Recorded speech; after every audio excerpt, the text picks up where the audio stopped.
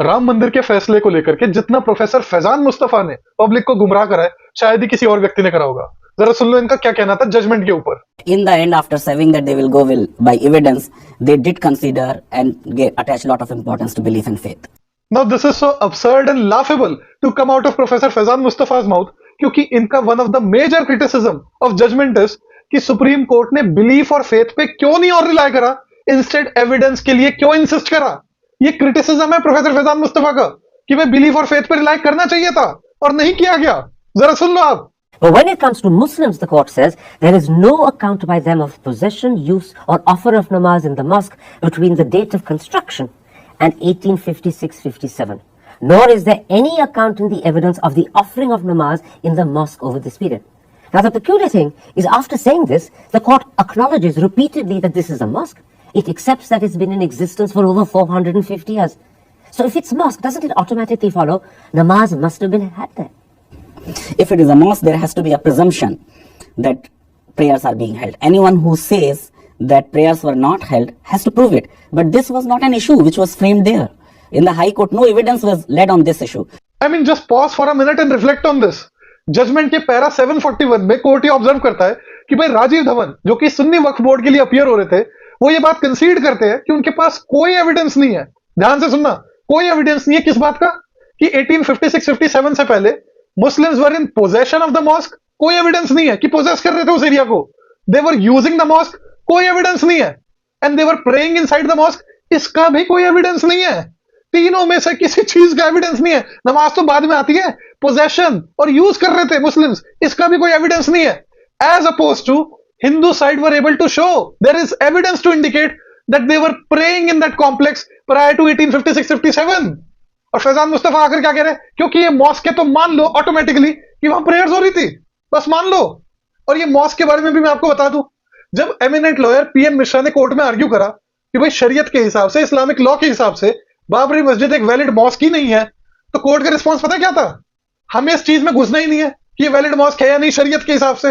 मुसलमान मानते that is enough, उनका बिलीफ है सफिशिएंट है, तो मॉस्क हो गया। तो भाई बिलीफ के बेसिस पे मॉस्क हो गया और उसके बाद बिलीव कर लो कि वहां प्रेयर्स हो रही थी। Just like that Hindu side आपको एविडेंस दिखा रही है कि वो प्रे कर रहे हैं प्रायर टू 1856-57 वहां पर। आपके पास ना पोजेशन का प्रूफ, ना यूज का, ना प्रेयर्स का। और फैजान मुस्तफा कह रहे हैं ऑटोमेटिकली मान लो। That if it is a mosque, you have to presume prayers were there.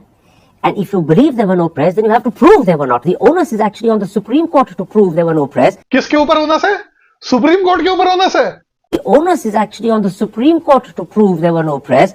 मतलब see the hubris of these guys, कह रहे सुप्रीम कोर्ट के ऊपर ओनस है ये प्रूव करने की। अरे भाई सुप्रीम कोर्ट कोई पार्टी है क्या सूट में? सुप्रीम कोर्ट डिफेंडेंट है, प्लेंटिफ है, क्या है? अरे भाई वो तो मसले को डिसाइड कर रहे हैं, उनको थोड़ी कुछ उनके आगे तुमको प्रूव या डिसप्रूव करना है, कुछ भी पहले आ रहे हैं। Not for Muslims to prove there were prayers. In fact, somewhere in the judgment, they also talk of section 57, which says that the court takes judicial notice of certain acts. Now, if certain facts are taking judicial notice of, no evidence is to be led. For instance, you say in a court, sun rises from the east. No evidence is required. So, if it is a mosque, court accepts it as a mosque, it has to take a judicial notice that prayers were held. वाह शैम्पी वाह, मतलब it is as obvious as sun rising in the east कि मुसलमानों के पास 300 साल से ज्यादा तक जिस मॉस्क के पोजेशन का एविडेंस नहीं, यूज का एविडेंस नहीं, वो वहां नमाज पढ़ रहे थे एक मॉस्क लाइक स्ट्रक्चर में, जिसको वैलिड मॉस्क भी माना जा रहा है on the belief of Muslims. शाबाश सर, क्या बात है। They are saying that they have not proved that they were praying. They accept it is a mosque, but they are not saying that they were also using it for prayer. Sounds pretty reasonable to me. अरे भाई जब Hindus के prayer का evidence है वहां पर 1856-57 से पहले, तो मुसलमानों के प्रेयर का एविडेंस क्यों नहीं है और क्यों ना मांगा जाए? Just because it is a mosque, just because. First of all, you're saying that if you're claiming possession, you don't have to claim possession and show proof of possession for 450 years. 12 years should be sufficient. In fact, in this instance, the court accepts that Muslims have shown possession from 1857 onwards. At least. At least. अरे भाई पर 12 साल भी आप कहां दिखा पाए uncontested और एक्सक्लूसिव पोजेशन? शुरू से शुरू करते हैं। यहां बात हो रही है एडवर्स पोजेशन की, और एडवर्स पोजेशन भी पूरे एरिया को लेकर के, आउटर कोर्टयार्ड और इनर कोर्टयार्ड मिला के, कंपोजिट होल की, पूरे एरिया की बात हो रही है। सबसे पहले तो एडवर्स पोजेशन में आपको एक्नॉलेज करना पड़ जाता है टाइटल उस पार्टी का जिसके अगेंस्ट आप एडवर्स पोजेशन प्लीड कर रहे हो कि उसकी थी प्रॉपर्टी पहले। अब ऐसे कैसे हिंदू पार्टी की टाइटल एक्नॉलेज कर ले? इनफैक्ट ये रिकॉग्निशन की वजह से ही जानबूझ के बड़े ही कंफ्यूज्ड और चेंजिंग तरीके से इस पॉइंट को मुस्लिम पार्टीज ने आर्ग्यू करा। कोर्ट ने इनफैक्ट ऑब्जर्व करा पैरा 750 में कि there has been certain ambivalence जिस तरीके से एडवर्स पोजीशन की प्ली एड्रेस की गई है कोर्ट प्रोसीडिंग में। दूसरी बात, 1856-57 से पहले तो आपके पोजेशन का ही कोई एविडेंस नहीं है, 56-57 के बाद अनकंटेस्टेड और एक्सक्लूसिव नहीं है, इनफैक्ट आउटर कोर्टयार्ड में तो है ही नहीं। कोर्ट ने तो यहां तक कह दिया पैरा 748 में कि भाई सिर्फ कहने के अलावा या बढ़ के मारने के अलावा किसी मुसलमानों का लॉन्ग एक्सक्लूसिव और कंटिन्यूअस पोजेशन रहा है from the time it was built to the time it was desecrated, कोई फैक्चुअल बेसिस ही नहीं है इस बढ़कों का, आपने कुछ फर्निश ही नहीं किया। पैरा 755 में कोर्ट ने बोला कि कोई क्लियर स्टैंड ही नहीं लिया प्लेंटिफ्स ने एडवर्स पोजेशन को लेकर के, क्योंकि उन्हें मालूम है एडवर्स पोजेशन क्लेम करते साथ ही इन्हें रामलला विराजमान या दूसरी हिंदू पार्टीज का टाइटल प्रायर टू देम मानना पड़ेगा, और थ्रेशोल्ड तो पीसफुल, ओपन और कंटिन्यूअस पूरी प्रॉपर्टी का कहीं से कहीं तक मीट ही नहीं होता। पर ये बात फैजान मुस्तफा साहब थोड़ी बताएंगे, मैं इनफैक्ट इस पॉइंट पर और बोलूंगा आगे। अभी के लिए आप आ जाओ डॉक्ट्रिन ऑफ लॉस्ट ग्रांट पर। इसके तहत अगर लंबा कंटिन्यूड यूज रहा है या पोजेशन रहा है किसी का, तो लीगल प्रिजम्पशन रहती है कि अधिकार दिया गया होगा थ्रू सम इंस्ट्रूमेंट यूजर को या पोजेशन को लेकर के, लेकिन वो इंस्ट्रूमेंट कहीं खो गया है। तो कोर्ट ने राइटली नोट करा कि भाई ये डॉक्ट्रिन तो एडवर्स पोजेशन की डॉक्ट्रिन और प्ली के अगेंस्ट जाता है। एडवर्स पोजेशन में आप मानते हो टाइटल किसी और का था, लेकिन क्योंकि आपने कंटिन्यूड अनइंटरप्टेड पोजेशन रखी उसकी to the knowledge of that person and in a manner hostile to the true title holder, तो चीज आपकी हो जाती है। लेकिन लॉस्ट ग्रांट में तो टाइटल आपका होता ओरिजिनली। खैर इसकी किसी ने प्ली नहीं डाली तो ये बात भी नहीं बनती। आगे सुनो आप। Finally, the court relies upon 18th century accounts by European travelers such as Joseph Typhon Haller, William Finch and Montgomery Martin for evidence that Hindus were praying prior to 1857. But all those accounts also mention a mosque, and none of them says that the mosque was defunct or disused. So my question is this: the accounts that provide evidence for Hindus also provide evidence for Muslims, and yet the court seems to be blind to half of that. Correct. अरे मेरे Sherlock फिर वही घिसा पिटा रहा। अरे भाई वो travellers mention कर रहे हैं कि हिंदूज आर प्रेइंग देयर, वो बेड़ी को डिस्क्राइब कर रहे हैं, क्रेडल भगवान राम का जब जन्म हुआ है वहां पर, वो कोई डिस्क्रिप्शन नहीं दे रहे कि मुस्लिम जाकर प्रे कर रहे हैं वहां पर। सिर्फ उन्होंने मॉस्क शब्द बोल दिया तो ऑटोमेटिकली लेवल ऑफ डेस्परेशन, वो मॉस्क आ गया, ये भी ट्रू, ये भी ट्रू, ये भी ट्रू, ये भी ट्रू, सब डिडक्शन मार लो सिर्फ एक मॉस्क के मेंशन से। पर वो कहीं नहीं बोल रहे कि मुस्लिम जाके प्रे कर रहे हैं, यूज कर रहे हैं, बैठे हुए हैं। वो तो बता रहे हैं कि हिंदूज आकर प्रे कर रहे हैं, जितने भी ऑस्पिशियस ओकेजन हो रहे हैं उनपे आकर, और वैसे भी जाकर प्रेयर कर रहे हैं मॉस्क के अंदर। The point is that none of them have made a distinction which court has made between inner courtyard and outer courtyard. So when they are talking of temple mosque, they are talking of a whole complex without identifying who was praying where. Very good, इस बात को आप याद रखना जरा कि जितने भी ट्रेवलर्स आ रहे हैं और बता रहे हैं कि हिंदू जाके प्रे कर रहे हैं यहाँ पर, वो नहीं डिस्टिंक्शन उनके दिमाग में इनर कोर्टयार्ड में, आउटवर्ड कोर्टयार्ड में, वो वहां पर आकर कर रहे हैं। ठीक है, इवन जो जजमेंट है सुप्रीम कोर्ट का वो भी कह रहा है कि हम इसको कॉम्पोजिट होल की तरह ही ट्रीट कर सकते हैं, इसको इनर और आउटवर्ड कोर्टयार्ड में नहीं कर सकते। मैं आपको थोड़ा इतिहास बताता हूँ। हुआ क्या था कि भाई 1956-57 से पहले अकाउंट्स अवेलेबल है कि हिंदूज वहां जाकर प्रे कर रहे हैं, लेकिन 56-57 के बाद राइट हो जाती है, जिसके बाद ब्रिटिश सरकार एक रेलिंग बना देती है कि इस हिस्से में आप प्रे कर लो, इस हिस्से में आप प्रे कर लो। उसको बोल दिया जी इनर कोर्टयार्ड और आउटवर्ड कोर्टयार्ड। आउटवर्ड कोर्टयार्ड में हिंदूज कर रहे हैं, इनर कोर्टयार्ड में मुस्लिम्स कर रहे हैं। लेकिन हिंदूज ने एक्सेप्ट नहीं करा उसको, नहीं ब्रिटिशर्स ने जो रेलिंग बनाई, that was supposed to be partition of land, कि ये आपको हमने टाइटल दे दिया, ओनरशिप दे दी, और इतने की ओनरशिप हमने आपको दे दी। ये बेसिकली लॉ एंड ऑर्डर को ध्यान में रखते हुए एक कन्वीनियंस का स्टेप था कि हमने रेलिंग बना ली। हिंदूज नेवर एक्सेप्टेड इट, वो तो उल्टा उसके अंदर घुसते रहे। अगर घुस नहीं रहे तो वो आउटवर्ड कोर्टयार्ड से खड़े होके इनर कोर्टयार्ड में जो गर्भगृह है उसकी तरफ अपनी ऑफरिंग कर रहे हैं। तो it was contested through out, और कोर्ट ने माना ये तो कंपोजिट होल है। लेकिन फैजान मुस्तफा यहाँ जो बड़े खुश हो रहे हैं कि भाई कोर्ट की तरह उन्होंने डिस्टिंक्शन नहीं करी, ये तो पूरा होल है। अब आप देखना फैजान मुस्तफा कैसे नाराज है इस बात से कि सुप्रीम कोर्ट ने कंपोजिट होल क्यों मान लिया, इसको इनर और आउटवर्ड ही मानना चाहिए था। The Supreme Court views the Babri Masjid site as a composite whole.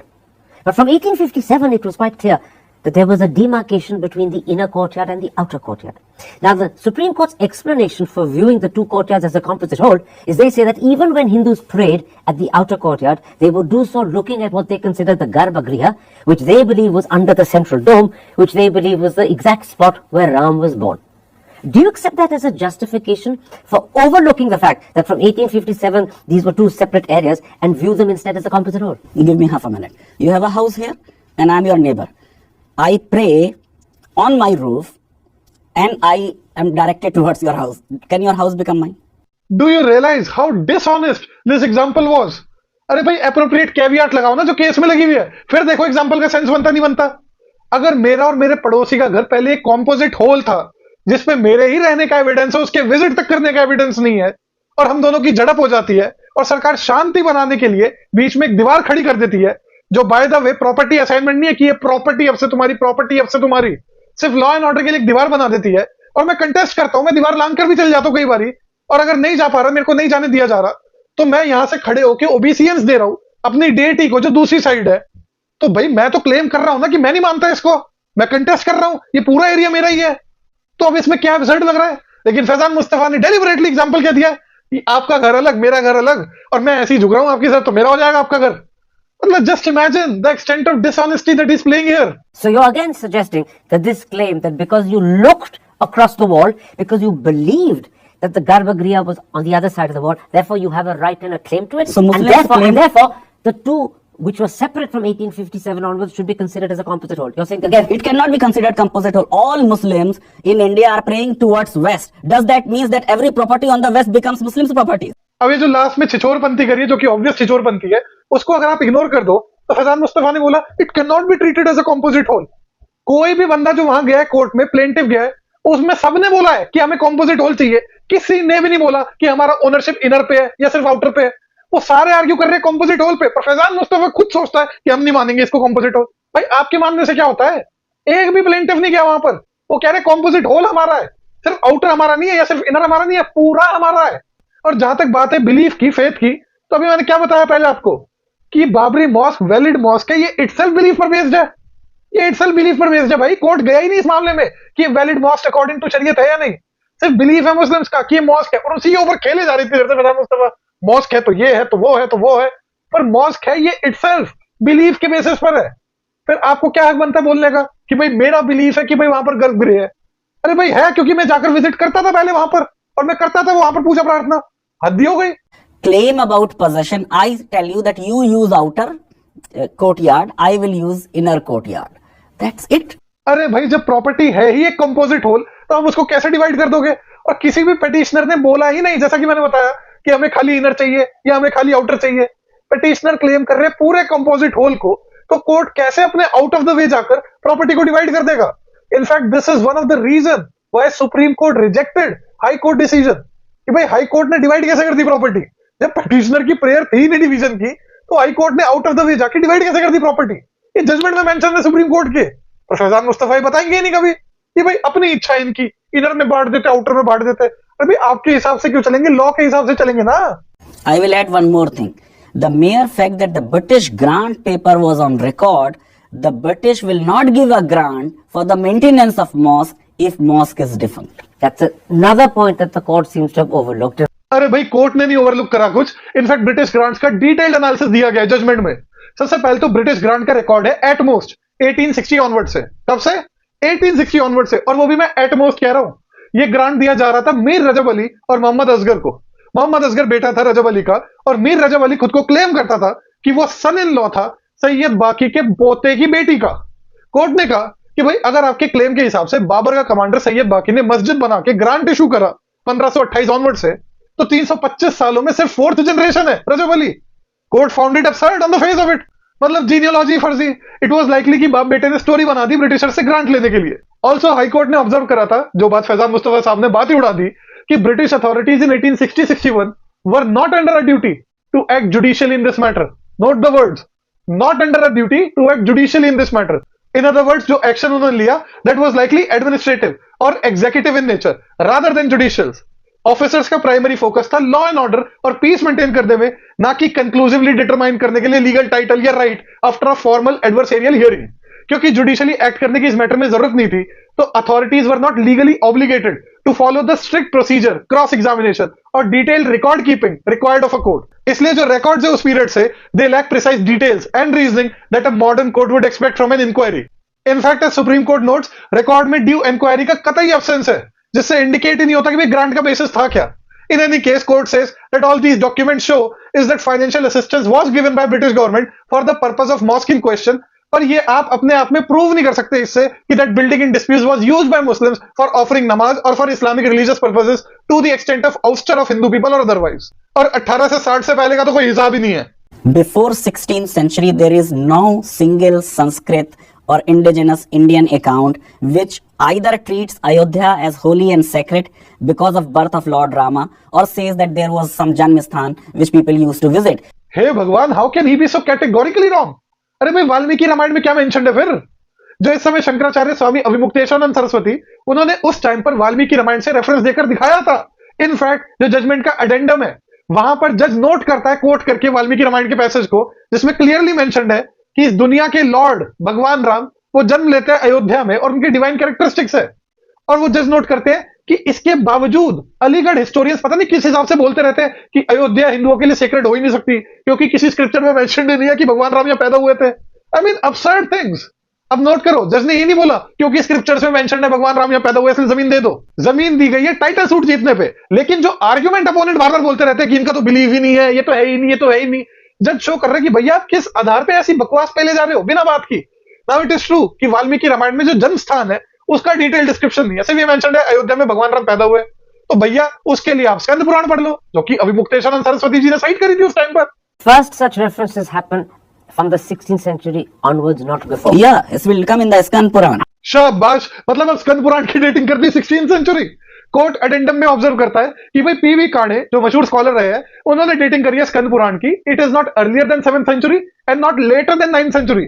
Even professor Shirin Moosvi ने अपनी टेस्टिमनी में रिकॉर्ड करा कि हाँ भाई स्कंद पुराण 9th सेंचुरी का टेक्स्ट है।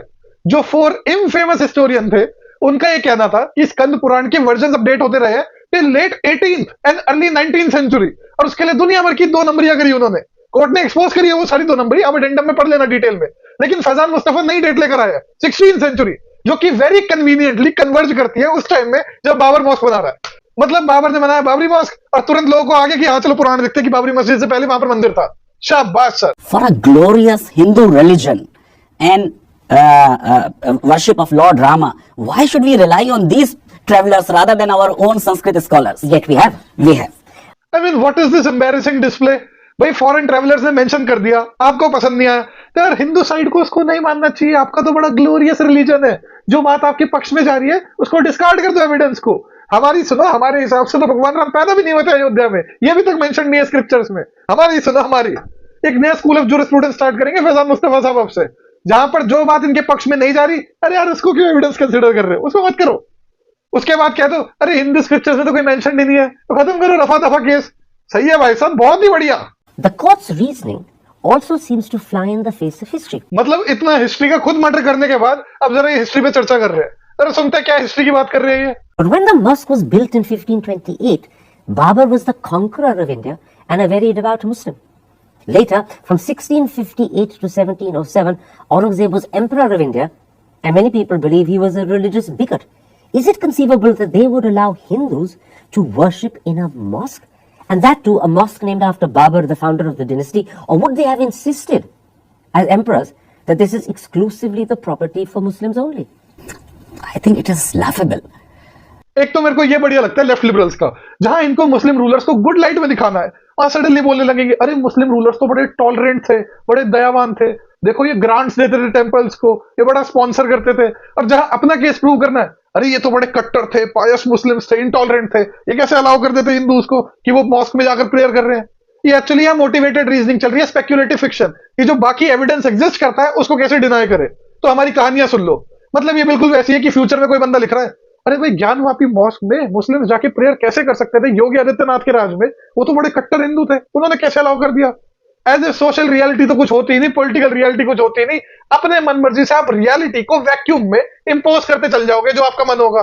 तो कहानियां बनाए जा रहे हैं। मैं आपको बताता हूँ ट्रैक रिकॉर्ड थोड़ा। जो मौजन था बाबरी मस्जिद का, वो 1858 में कंप्लेंट लॉन्च कर रहा है, जिसमें वो खुद बोल रहा है कि जनस्थान का सिंबल यहां पर रहा है और कई 100 साल पहले तक हिंदूज यहां आकर वर्शिप करते रहे हैं। ये मौजन बाबरी मस्जिद का बोल रहा है 1858 में कि कई 100 साल से हिंदूज यहां आकर वर्शिप करते हैं और जनस्थान का सिंबल भी रहा है यहां पर। अब इस पर जो सुन्नी वक्फ बोर्ड की तरफ से अपीयर हो रहे थे मिस्टर पाशा, उन्होंने आर्ग्यू करा भाई गलत ट्रांसलेशन की गई है इसकी, तो उन्होंने अपनी ट्रांसलेशन दी।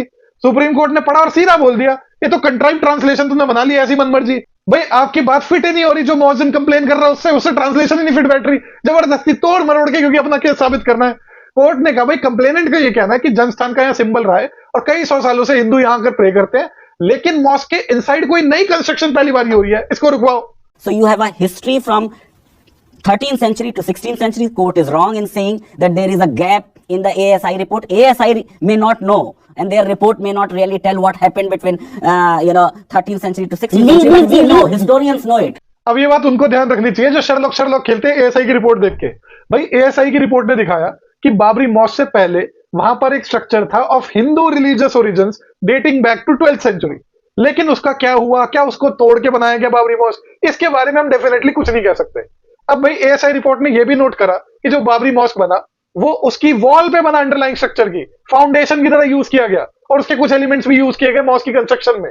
तो भैया इंटरवीनिंग पीरियड में जब मुस्लिम रूल था, और ये बात वेल नोन है कि भाई आइकोनोक्लास्ट लोग थे, तो ये रीजनेबली हम क्यों नहीं अज्यूम कर सकते या तुक्का मार सकते, लीगली स्पीकिंग नहीं पर वैसे अपने इन्फ्लुएंस के लिए, कि हाँ भाई तोड़ के बनाया होगा mosque. But all this is anyways irrelevant, क्योंकि जजमेंट में जो सुप्रीम कोर्ट का जजमेंट है उन्होंने एएसआई की रिपोर्ट को उतनी तवज्जो ही नहीं दी, उन्होंने उसकी एविडेंशियरी वैल्यू को डाउन प्ले कर दिया कि चलो हम इसको रिकंसिडर कर रहे हैं। You're making a very important point. You're saying that there is 4 to 5 centuries of Muslim rule in this area of Awadh. Right. And you're saying that therefore it's inconceivable that Mughal emperors who were devout Muslims would have permitted Hindus to worship in a mosque. The Kotwal and a Faujdar of that place. And Awadh was the name, Ayodhya was called Awadh. It was a provincial capital. It was impossible that such a prominent mosque would have been used by non-Muslims. Same speculative fiction, घिसे पीटे राग, ख्याली पुलाव। अरे भाई इन सब कंजेक्चर्स की value तब होती जब हमारे पास एविडेंशियरी रिकॉर्ड ना होता of Hindus going there and praying. अगर फेथ के आधार पर मैं बस बोल देता कि हाँ हिंदू वहां जाया करते थे और प्रे कर कर आते थे, लेकिन जब हमारे पास एविडेंशियरी रिकॉर्ड इस बात का एग्जिस्ट करता है तो इन स्पेक्युलेशंस की फिर कोई वैल्यू नहीं है, इन कंजेक्चर्स की कोई वैल्यू नहीं है। अभी पीछे फैजान मुस्तफा साहब ने क्या बोला था कि भाई ग्लोरियस हिंदू रिलीजन ये फॉरेन ट्रेवलर्स के अकाउंट पे क्यों रिलाय कर रहा है, यहाँ के संस्कृत में टेक्स्ट में अगर मेंशन्ड होता कि हिंदूज वहां जाकर प्रे कर रहे हैं, अरे भाई आप उसको तब भी ना मानते। ये सेम स्पेक्युलेटिव फिक्शन लेकर आ जाते।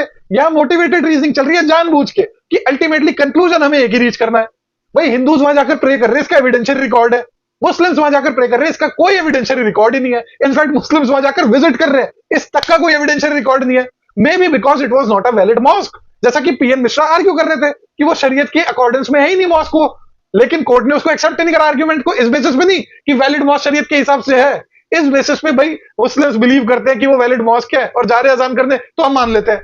लेकिन 1856-57 से पहले तो वहां मुस्लिम्स के होने का, जाने का, पोजेशन का, यूज का, नमाज का कोई एविडेंस नहीं है। Current court, towards the end, I think 799 para, they say it's a 1500-yard place. If both are given, then no one can have a peaceful enjoyment. So court became really pragmatic in giving the final relief. Once again misleading. Faizan Mustafa बोल रहे हैं division के context में कि इसलिए नहीं किया गया कि छोटा एरिया है, प्रैग्मेटिज्म पे आ गया कोर्ट। अगर आप पैरा 799 ढंग से पढ़ोगे तो आपको पता चलेगा ये एक सॉर्ट ऑफ बस साइड रिमार्क है, मेन आर्ग्यूमेंट ये है ही नहीं। मेन आर्ग्यूमेंट है कि हाई कोर्ट ने जो डिवीजन किया था वो लीगली सस्टेनेबल ही नहीं है फॉर द रीजंस जो कोर्ट ने पीछे जजमेंट में दे रखे हैं। पहला रीजन तो फॉर एग्जांपल हाई कोर्ट ने डिक्लेयर करा कि सुन्नी वक्फ बोर्ड और निर्मोही अखाड़ा दोनों के suits are barred by limitation. तो जब they are barred by limitation तो कोर्ट ने कैसे प्रॉपर्टी डिवाइड करके एक फ्रैक्शन उनको पकड़ा दिया, कोई सेंस नहीं बनता। और दूसरी बात उन्होंने बोली कि किसी भी प्लेंटिफ की प्ली थी ही नहीं कि भाई प्रॉपर्टी को डिवाइड करना है, हमें डिवाइडेड प्रॉपर्टी चाहिए। तो जब ये रिक्वेस्ट ही नहीं थी, प्रेयर ही नहीं थी, तो कोर्ट ने कैसे आउट ऑफ द वे जाकर डिवीजन कर दिया? ये लीगली वैलिड ही नहीं है, लॉ के अंदर एग्जिस्ट ही नहीं करता ऐसा कोई प्रोविजन कि आप आउट ऑफ द वे जाकर जो प्रेयर है ही नहीं प्लेंटिफ्स की वो उनको रिजल्ट दे देवे। But once you concede that both have claims, You have to give it to both. you have to give it to both. And if you don't, then it's unfair. Of course, it is against the principle of balance of probability. फिर से दो नंबरी। अरे भाई दोनों का claim रहा है, लेकिन पैरा 800 में क्लियरली मेंशन्ड है जजमेंट के कि the evidence adduced by Hindus for the possession of composite whole is on better footing than the evidence adduced by Muslims for the possession of composite whole. Matter खत्म, the and. आप मेरे को ऐसा एक case बता दो जहां प्ली डाली गई है कॉम्पोजिट होल के लिए, डिवीजन की प्ली ही नहीं है, वहां पर बैलेंस ऑफ प्रोबेबिलिटी के हिसाब से एक की बेटर फुटिंग है दूसरे से और कोर्ट ने आके प्रॉपर्टी डिवाइड कर दी दोनों में। एक केस दिखा दो मेरे को, ये खीरा है क्या, ऐसी बट रहा है? मतलब फैजान मुस्तफा अपना नया पैरेलल जूरिस्प्रूडेंस बना रहे हैं जिसका कोई बेसिस ही नहीं है लॉ में। It is really embarrassing to see a person of such learned person of such high standing and he is embarrassing himself by arguing like this. There is a finer point. The party to which the land has now been given is Ram Lala Virajman. Of course, he did not violate the law. But one has to accept, since he has been accepted as a juristic person, he did enter the inner courtyard through an action which the court has called illegal in 1949. And it was the same people who are claiming their right to worship him, which the court has now accepted, who demolished the mosque. So people who are the beneficiary of this demolition or entering into the mosque illegally are the beneficiary of Supreme Court's judgment. Literally मेरे कान पक चुके हैं इस line of argument को सुन सुन के।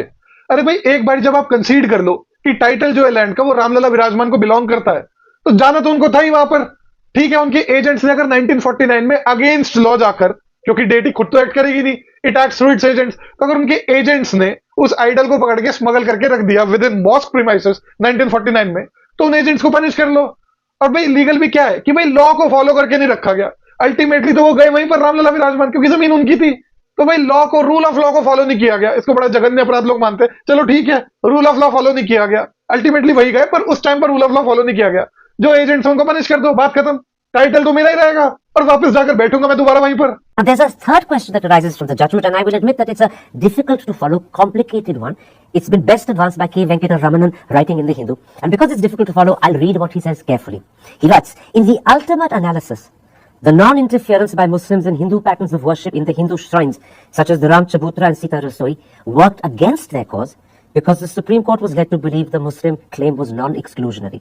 Whilst, on the other hand, by repeatedly challenging the Muslim mode of worship, Hindus managed to come across as those with unimpeded possession in the outer courtyard and a partial stake in the inner courtyard too. And what he's really saying is that Muslims were disadvantaged by the fact that they peacefully accepted Hindu rites of worship, whilst Hindus got an advantage because they challenged Muslim rites of worship. Would you accept that? Now, this entire land, adjoining land is also there. The question is that after the end of Mughal Empire, when the British have taken over Awadh, Muslims are permitting others to also come peacefully and pray. For this accommodation and tolerance, you can't be punishing them. But अरे permit तो तब करते जब उनकी possession होती। Possession की तो fight है सारी। ही स्टार्टिंग विद एन अजम्पशन, या वो जो कमेंटेटर है हिंदू का, ही स्टार्टिंग फ्रॉम एन अजम्पशन कि भाई पोजेशन मुस्लिम्स की है पहले से, जिसका कोई एविडेंस नहीं है। फैजान मुस्तफा की स्टोरी के हिसाब से पायस मुस्लिम्स अलाउ ही नहीं करते हिंदूज को वहां एंटर करने के लिए। तो पोजेशन हमारी इसलिए है क्योंकि हम अलाउ नहीं करते किसी को वहां पर आके घुस जाओ। उसके बाद इनकी स्टोरी के हिसाब से हमारा क्योंकि पोजेशन था बेस्ड ऑन द फैक्ट कि वी आर सो पायस, हमने तुम्हें अलाउ नहीं करा। उसके बाद हमारी ग्रेटनेस देखो, हमने तुम्हें अलाउ कर दिया। तो पार्टी कहां गई फिर आपकी? और अलाउ कर दिया और देखो तुमने ऐसे करा हमारे साथ। But the fact is you were not in possession, exclusive possession. ये तो केस है सारा। Karan, first of all your viewers should know, in this case and even otherwise, Muslims do accept Lord Ram and have lot of reverence for them. Iqbal has called him Imam-e-Hind. They have not disputed that Ram Lalla was God or he was not born in Ayodhya. The question was whether he was born exactly under the central dome of Babri Mosque. So they have not disputed Ram Lalla's even juristic personality. Now it is true, और मैं फैजान मुस्तफा साहब की जो communal harmony वाली spirit है उससे भी complete सहमत हूं। लेकिन ये भी यहां पर बताना चाहिए कि one of the arguments of Muslim parties was कि इवन इफ मॉस्क से पहले अगर यहां पर राम टेम्पल था भी, तो भी बिकॉज ऑफ द फैक्ट कि 400 साल से ज्यादा तक तो मॉस्क ही है यहां पर और मुस्लिम पोजेशन में, तो उनका ही रहेगा। Why he is saying so? Because court unnecessarily made this observation that because of this controversial ASI report, probably the mosque was not constructed on a vacant land. As I told you, Babar as a sovereign was entitled to this land. He constructed mosque on it and that is the end of the matter. What was there before is irrelevant. तो ये दूसरा argument आ गया, क्योंकि Babar sovereign था और उसने mask बनाया, that is end of the matter. उससे पहले क्या था? इररेलेवेंट है। तो अगर भगवान रामलला विराजमान पैदा हुए भी थे सेंट्रल डोम के नीचे, या अगर हिंदूज का बिलीफ होता भी कि उसके नीचे पैदा हुए थे, दैट इज इररेलेवेंट। तो आपको समझना चाहिए बाहर बोलने के लिए क्या बातें बोली जाती है और एक्चुअल में आर्ग्यूमेंट क्या यूज कर रहे हैं। इन एनी केस ये बात रेलेवेंट ही नहीं है, क्योंकि कोर्ट ने जजमेंट इस आधार पर दिया ही नहीं कि भगवान राम वहां पैदा हुए थे या हिंदूज का बिलीफ है वहां पैदा हुए थे। नहीं। Sentence that you quoted is an important sentence from the judgment. Let me read it out. This court cannot entertain claims that stem from the actions of the Mughal rulers against Hindu places of worship in a court of law today. For any person who seeks solace or recourse against the actions of any number of ancient rulers, the law is not the answer. That set of sentences clearly suggests the Supreme Court, at any rate, is not going to hear more such cases. अब ये passage भी बहुत ज्यादा use किया जाता है लोगों को मिसलीड करने के लिए कि भाई कोर्ट ने कहा था कि वो गड़े मुर्दे नहीं उखाड़ेंगे, फिर उन्होंने इस केस में क्यों उखाड़ लिए और आगे नहीं उखाड़ेंगे, इसकी क्या गारंटी है? तो आप जरा पैरा 633 पढ़ लो, ये क्या लिखा है कोर्ट ने इसमें। The law can not be used as a device to reach back in time and provide a legal remedy to every person who disagrees with the course which history has taken. ठीक है, सही बात है। आगे, the courts of today can not take cognizance of historical rights and wrongs unless, important caveat जो ये बताते ही नहीं है, unless it is shown that their legal consequences are enforceable in the present. Thus, before this court embarks on a lengthy historical inquiry, it is important to consider the extent to which acts done and rights accrued under previous legal regimes have legal consequences today under present laws. In fact, Faizan Mustafa के आगे जब justice Ganguly की एक statement court करते करन थापड़ कि भाई उन्होंने कहा हम पीछे क्यों जाए, कॉन्स्टिट्यूशन जिस दिन से इन्फोर्स हुआ उस दिन से मैटर हम डील करेंगे, उससे पीछे नहीं जाएंगे, तो एक्चुअली फैजान मुस्तफा को वो कन्वीनियंट नहीं लगा और उनका आर्ग्यूमेंट सुना उन्होंने क्या दिया उस पे. Justice Ganguly also makes a second point. He says, and I'm quoting, what was there before the constitution is adopted is not the responsibility of the Supreme Court.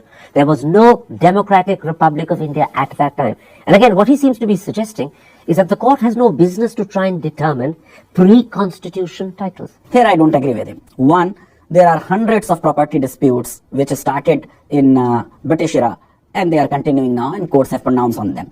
Similarly, when the constitution will come into being on 26 January 1950, there were no prayers held in this structure because of that status quo order. Now, worship of idol of Lord Ram was happening, but no Muslim prayers were held on the commencement of the constitution. So on this point, you disagree with I Justice don't agree. Ganguly. Lols, मतलब जो लोग कहते हैं ना कि constitution जिस date चाहे उस डेट से मानेंगे, उस डेट पर तो हिंदूज प्रे कर रहे थे, वहां मुस्लिम्स कुछ कर ही नहीं रहे थे, तो प्रॉपर्टीज फिर भी हिंदूज को ही जाती.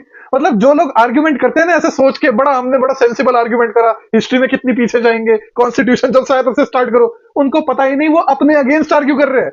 पर फैजान मुस्तफा साहब को पता है फाइनल डिटेल, तो जब उनसे पूछा गया तब उन्होंने बता दिया. लेकिन इसी इंटरव्यू में वो खुद क्रिटिसाइज कर रहे हैं कोर्ट को कि भाई आप कह रहे हो कि हम हिस्टोरिकल रॉन्ग्स नहीं करेक्ट करेंगे, हम हिस्ट्री में नहीं जाएंगे, फिर भी आप हिस्ट्री में चले गए. और यहाँ इनसे पूछा था नहीं, जाना चाहिए, हिस्ट्री में जाना चाहिए. The Sabrimala case, there was a question, one argument was that Sabrimala was not a Hindu temple because peoples of other faith come and worship.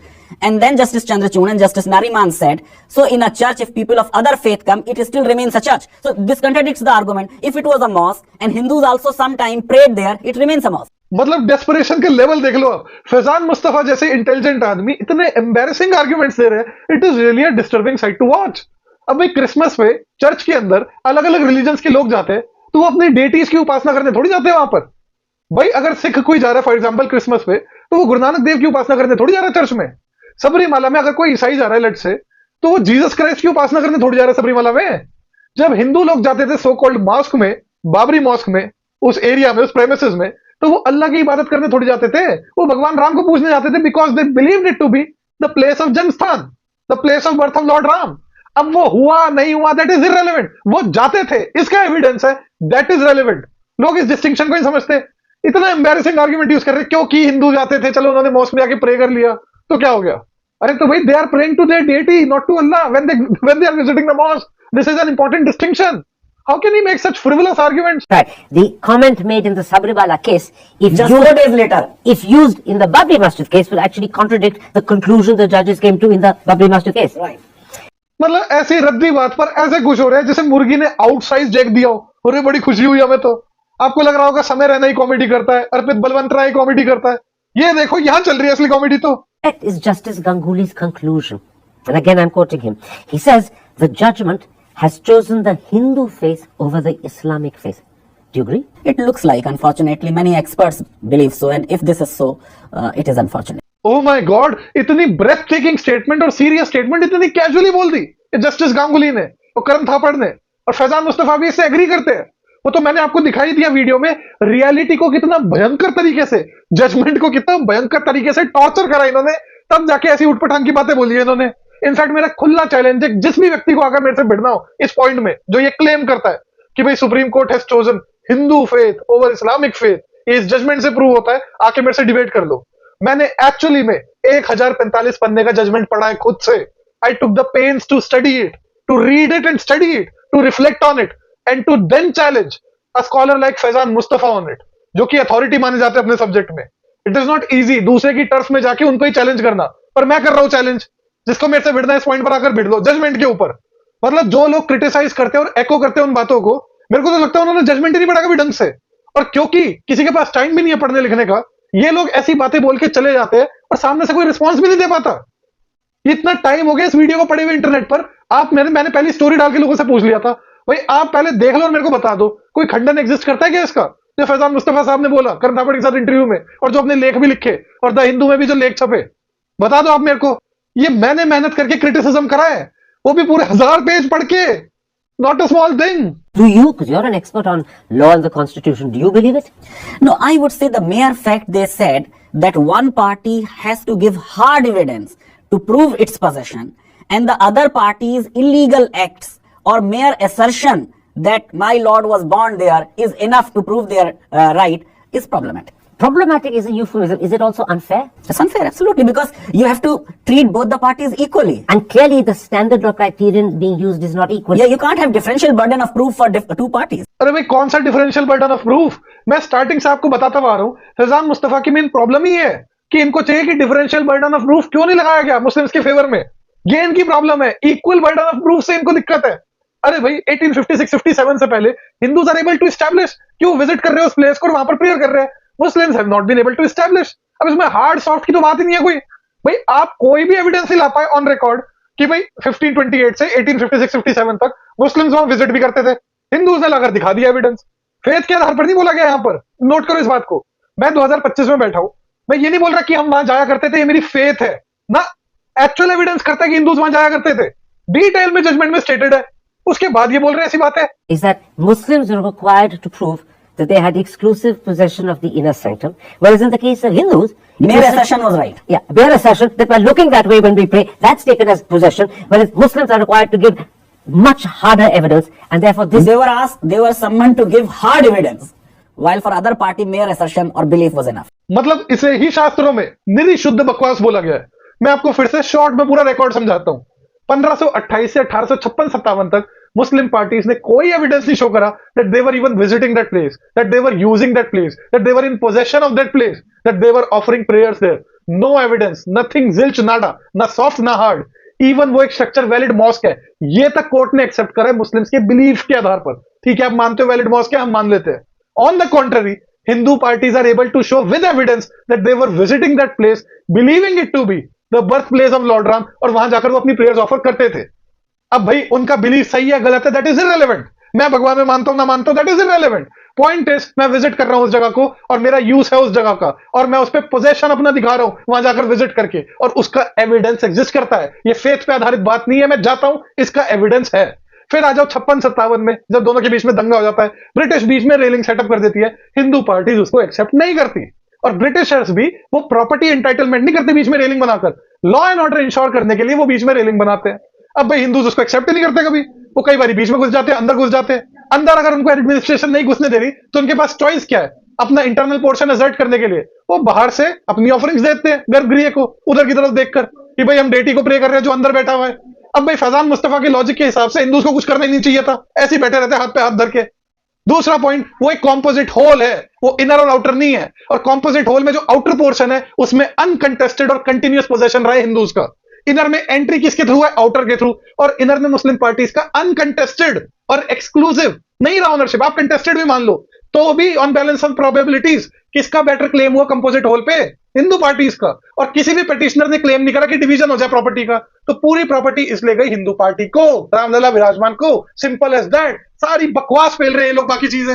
Let's now come to the addenda. As you said, it's a 116-page addendum, and again, the name has been withheld. But more importantly, although it's presented as an addendum, it actually ought to be a concurring judgment, because this addendum comes to the conclusion the land should be given to Hindus not on the basis of evidence, which is presumably the position of the other four judges, but on the basis of faith.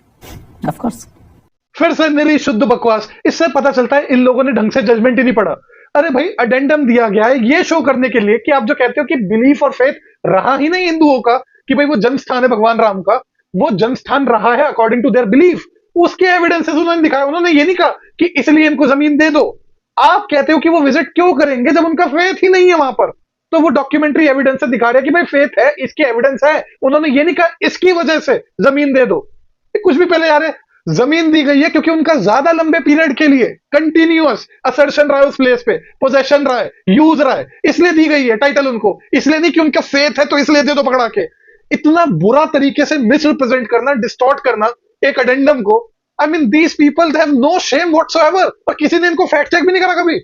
Because that's why The fact that the mosque ceased to exist made it possible to give the land to the Hindus. Yes, and that's why I said that ideally, in my opinion, the court should have given possession to Muslims and then invoked 142 to say, since the structure is not there, we are giving this land now for the construction of. In other words, the court should have first acknowledged Yes. that the Muslims have the title to the land, then using 142, those extraordinary powers said, Right. since the structure is not there, Yeah. however, we'll give it to Hindus. I think that would have satisfied Muslims as well as secular liberal Hindus. You see, more Hindu liberals and secularists are far more disappointed with the judgment than the Muslims.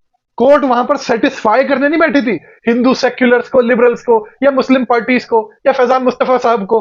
Court बैठी थी title decide करने on the basis of evidence, और evidence clearly point out करता है, या balance of probabilities मान लो, उसके basis पे पॉइंट आउट करता है कि Hindu parties had a better claim, Muslim parties did not, और एविडेंस के बेस पे जजमेंट आया और दोनों को इक्वली ट्रीट किया गया एविडेंस के बेसिस पर। Last question. We've discussed several anomalies, inconsistencies, even illogicalities in the way the Supreme Court has handled this matter, particularly in the way the Supreme Court has adduced evidence and viewed what it calls a mosque as a place where still you don't have proof of worship.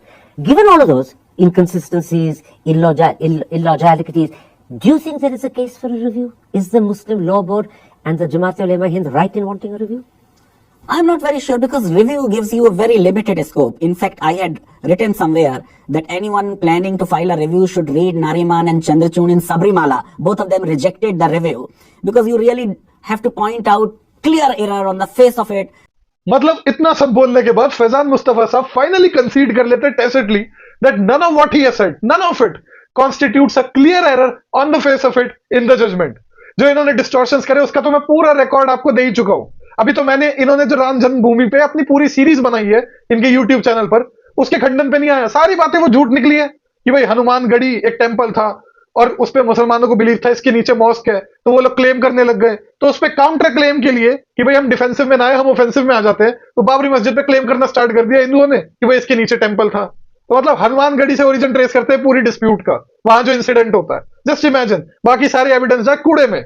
फिर RS. Sharma को coat करते हुए बोलते हैं कि भाई अयोध्या में जब मैं गया, पता नहीं कितने सारे मंदिर बोलते हैं, सब बोलते हैं हम जन्म स्थान है, हम जन्म स्थान है। तो भाई बाबरी मॉस्क के अंदर ही भगवान राम का जन्म स्थान है, ये कैसे बता?